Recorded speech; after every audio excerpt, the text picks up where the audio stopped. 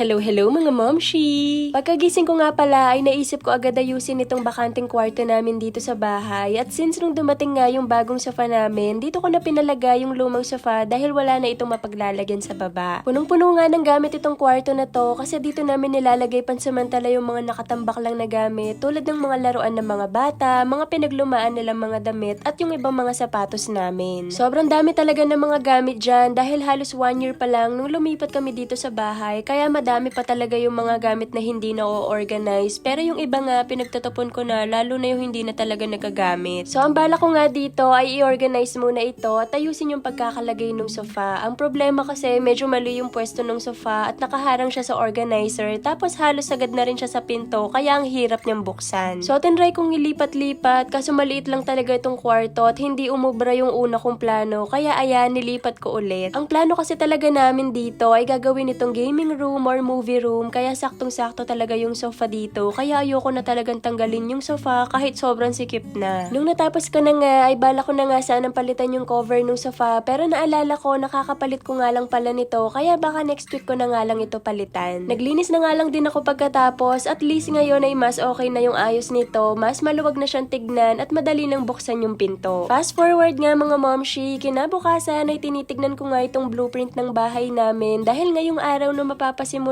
yung pagpapagawa namin ng aming bakod. Actually, mga momshi, ilang buwan na rin namin pinag-uusapan mag-asawa to at gusto na talaga naming magkaroon ng bakod kasi syempre, mahalaga rin yung privacy dito sa bahay. Ang hirap kasi minsan kapag sobrang open, parang dali lang makita ng lahat ng nasa loob at bilang introvert ay nahihiya talaga ako maglabas-labas sa bahay kaya isa talaga to sa mga priority namin. Syempre, bago ka magsimula ng kahit anong construction, kailangan muna ng plano at ng budget. Kaya nung nakaraan, nag-inquire na ako sa mga iba't ibang contractor. Tinatanong ko talaga kung magkano yung aabutin, ano yung mga materyales na gagamitin at gaano katagal matatapos. Yung iba, medyo mataas yung singil at yung iba naman, sakto lang sa budget. Pero syempre, hindi lang sa presyo tinitignan, importante rin yung quality ng trabaho nila kaya pinag-isipan talaga namin ng mabuti bago kami nag-decide kung sino yung kukunin. Ito yung part na papatayuan ng bakod. As you can see, open pa siya at isa rin talaga sa reason kaya gusto naming magpagawa ng bakod is para ma-secure yung bahay lalo na kapag wala kami. Ngayong araw na nga dumating yung mga materyales tulad ng hollow block, semento at syempre yung bakal para sa poste. Exciting 'di ba? Nakikita mo na unti-unti yung nagkakaroon ng movement yung matagal mo nang pinag-ipunan. Speaking of ipon, grabe din yung paghahanda namin dito. Hindi basta-basta yung gastos sa pagpapagawa kaya ilang buwan din kami nagtipid para mapasimulan na talaga namin ito. Kanina pa nga nagsimula yung mga workers, nililinis nila yung area, tinatansya yung sukat at nag-uumpisa na nga rin nilang hukayin yung parte para sa foundation. Sobrang saya sa feeling kasi finally natutupad na yung mga plano namin. Inabutan na nga ng ulan yung mga nagtatrabaho at pinapasilong ko na nga sila pero ang sabi nila ay tatapusin na nila ito dahil malapit na rin naman yung uwian nila kaya wala na din ako nagawa. So ayun mga momshi, update ko na lang kayo sa progress sa mga susunod na araw para makita nyo rin step by step hanggang sa matapos yung bakod namin kaya abangan nyo ha. Yun lang naman yung chika ko for today's video mga momshi. God bless! O siya nawa,